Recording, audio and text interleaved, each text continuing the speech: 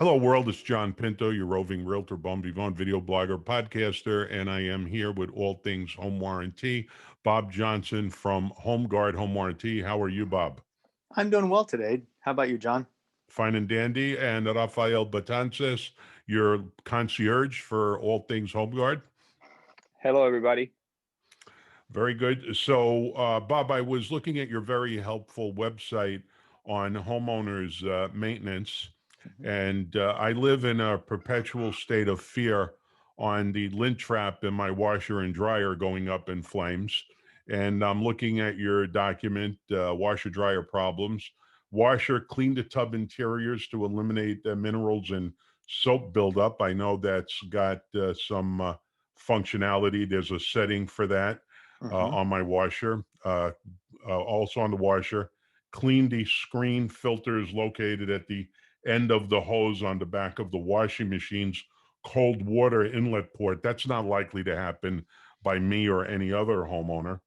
The dryer, clean the lint screen after every load. I do clean the lint screen, but how do you get down into the receptacle that's blowing it out of the exhaust is another question.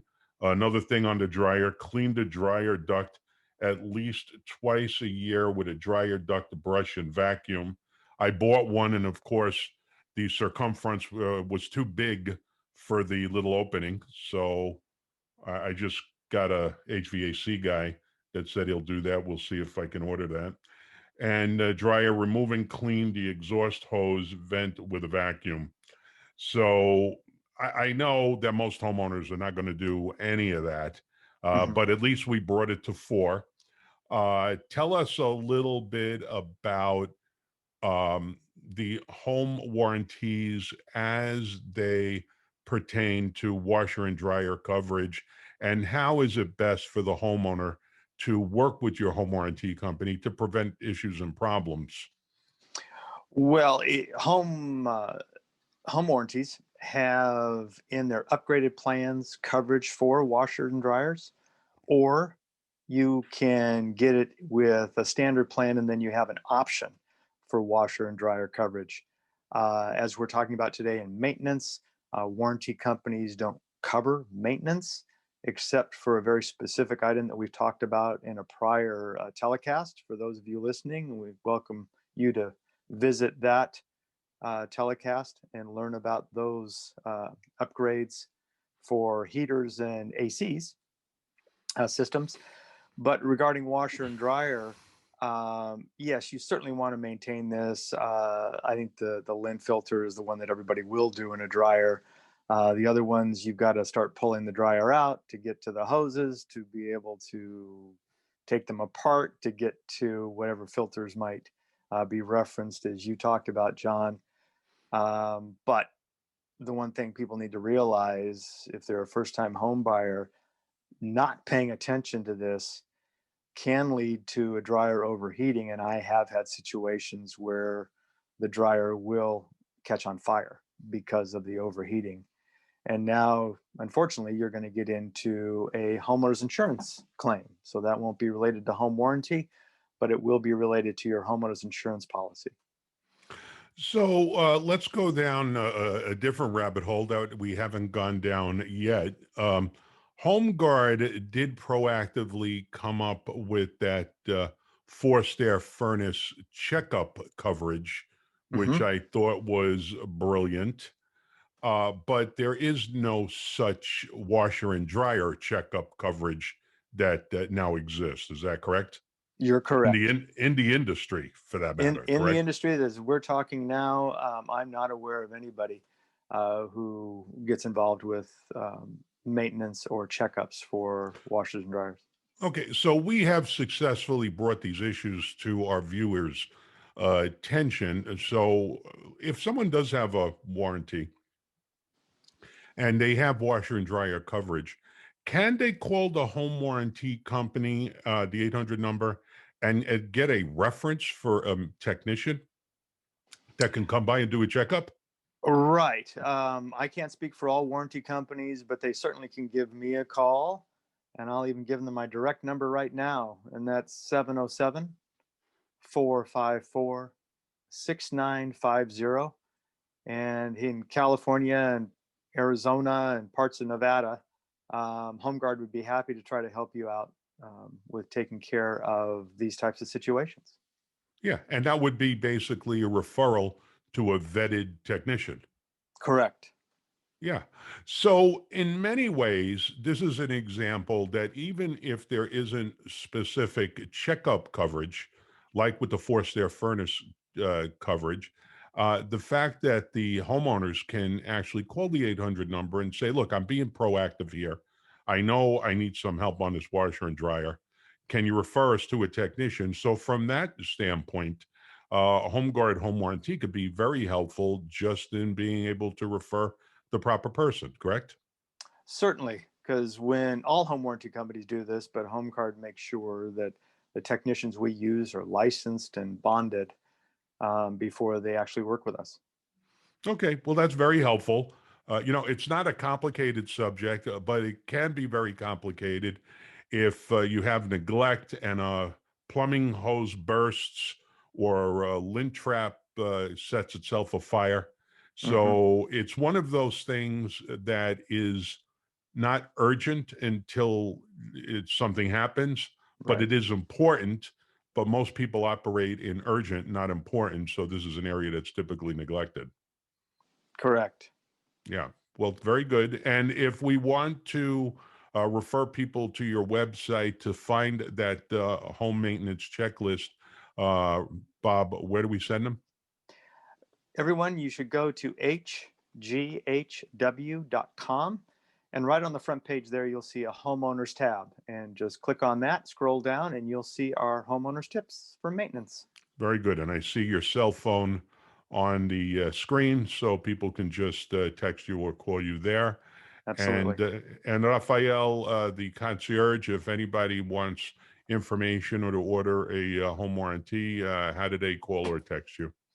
Absolutely. You guys can either email me or call me at 707-616-8762. My email is rbetances@homeguard.com. That's the letter R, my last name, betances@homeguard.com. Very good. Thank you, gentlemen, for allowing us to cover an obscure but important subject, washer and dryer maintenance. Thank you for tuning in, and we will see you on the next video. How long That was was that? perfect. How long was that? What was that? You went out. I couldn't hear you. Oh, I Rafael. said that was good. That was about 6-7 minutes. All right. That's good. That's good. All right. Water heater problems. We'll get into the weeds on that one now.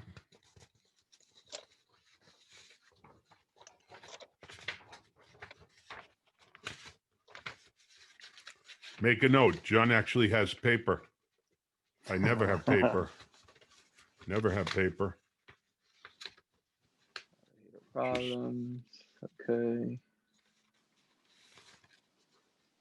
Okay, here we go.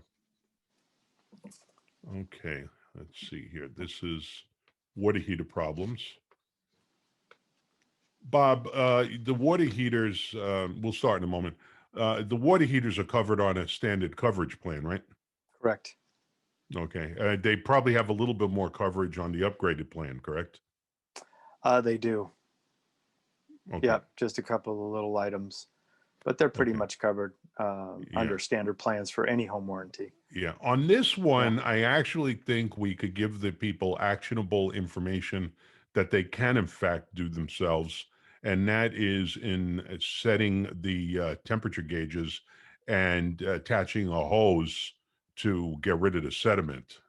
This is going to be unusual, right? This one, example you just brought up was what I was going to bring up. That and the little joke was going to be anybody who's got a garden hose, you can do this. Yeah. Yeah. Yeah. Okay. Yeah, this one is going to be short. Replace any flexible accordion type hose. And that they're not going to do. But they will do the other one. Okay, so let me get organized here.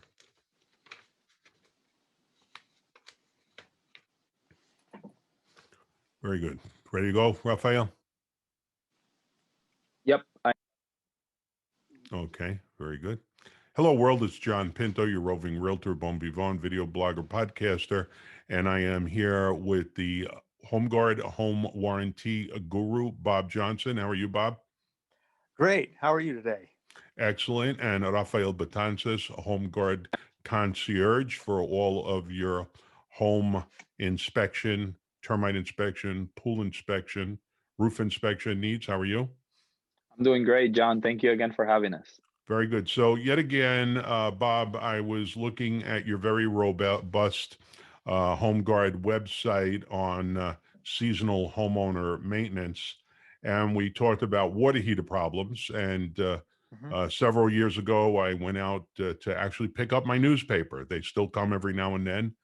And luckily, the newspaper boy did not toss it in the middle of the wet lawn from the early sprinklers taking action, and actually tossed it on the otherwise dry driveway.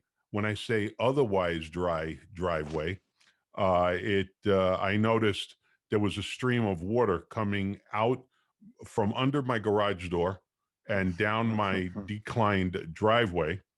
And what do you think that was, Bob? What could that possibly have been? I think your water heater sprung a leak. I think you're right. I think you're right. So I wound up calling a plumber, asked him, as I normally do you own a home? He said no. He got to replace my water heater. I got to sell him a house. Uh, Perfect. so I'm looking at your document, and it says drain and flush sediment from your tank twice a year. This is one of the few things I think amateur homeowners can actually do. Can you explain to us why that's necessary and how easy it is to do and what the results are when you engage in that action? Absolutely. I appreciate the opportunity to talk about this today because this is something that homeowners, anyone who has a garden hose, can do this. And the reason why you want to do this as your water heater goes about doing its job, it will build up sediment at the bottom of the tank. And as it builds up more and more sediment, it becomes less and less efficient. And you're going to run into situations of not having hot water as long as you want. You're going to run into situations of deterioration. And it's a very easy maintenance tip. And it's as simple as you just take your garden hose off the spigot from the outside. And as you go to your water heater, you're going to find a very similar type of spigot. You're just going to attach your water heater right onto that spigot and run the hose. Make sure you run the hose to the outside. I say that in that manner because I've had people attach it, forget to run the hose. It's just coiled up next to them. And then they'll go ahead and turn the valve, and now all of a sudden they have all this water in usually a garage area. So run the hose to the outside, just go back, turn on the spigot, and it's going to drain all that sediment out of the bottom of the tank.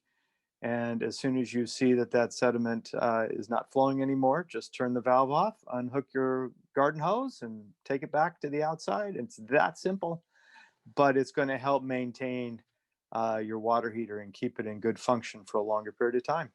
So, there might be some viewers out there that are going, yeah, Bob, sure, that sounds real important. So let's hit him across the side of the head with the proverbial cast iron skillet.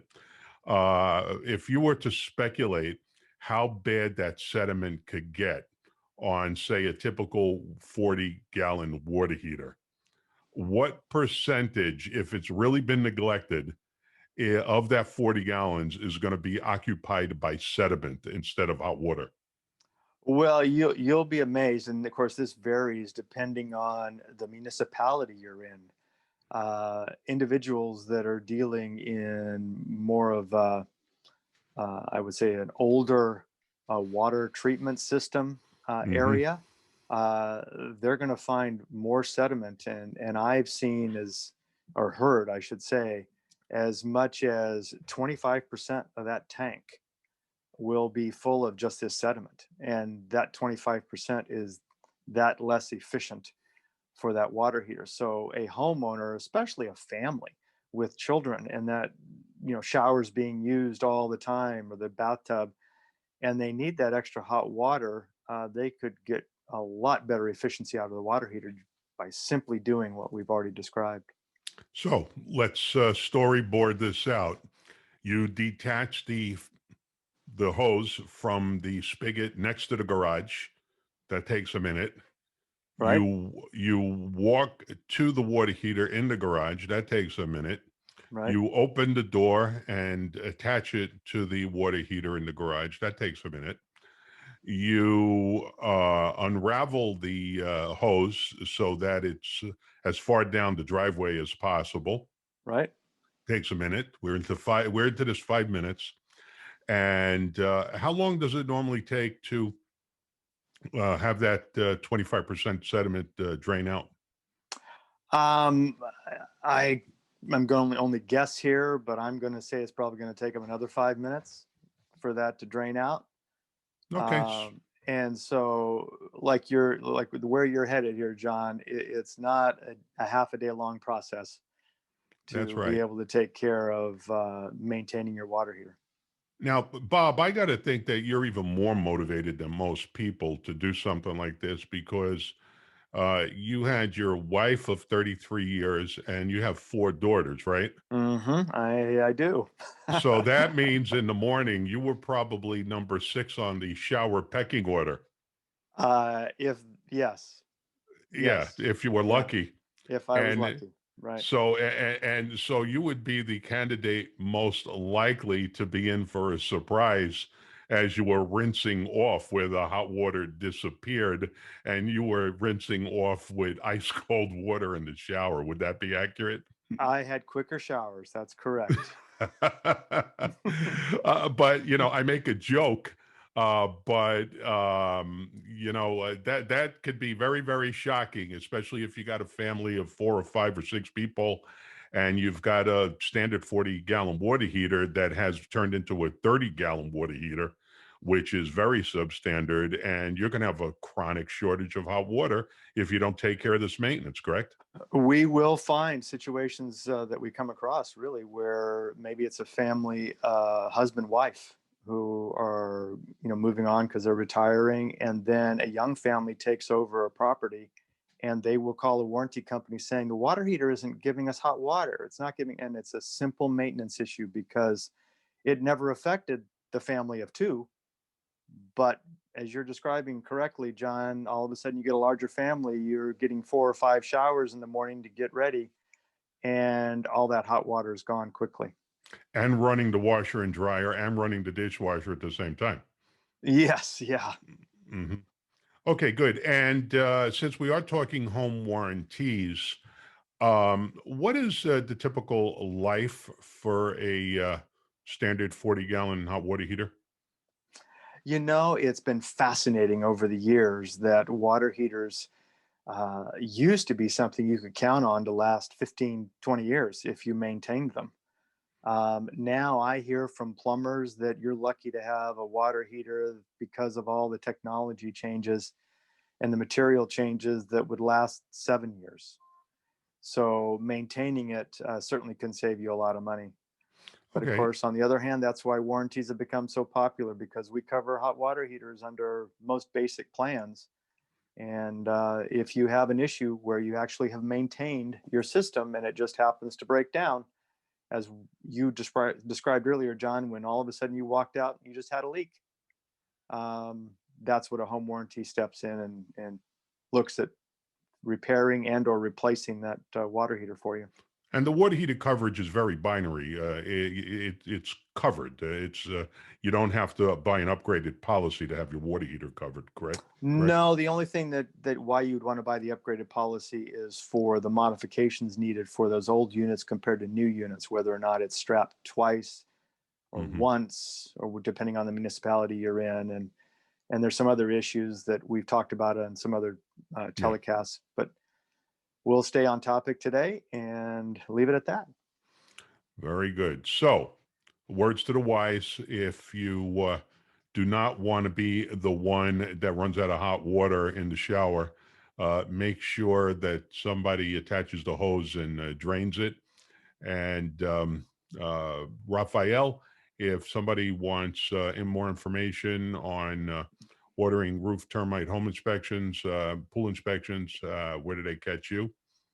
Absolutely. You guys can either call me or text me at 707-616-8762. I am more than happy, to have a conversation, place any orders for you, or just catch up. I'm your territory manager, and I'm here to serve you, as an aide, and with any agent trainings you might want. If you're interested in running similar podcasts to like what we're doing right here, I'm more than happy to open up that conversation as well. Reach out.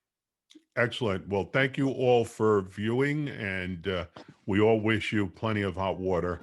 See you on the next video.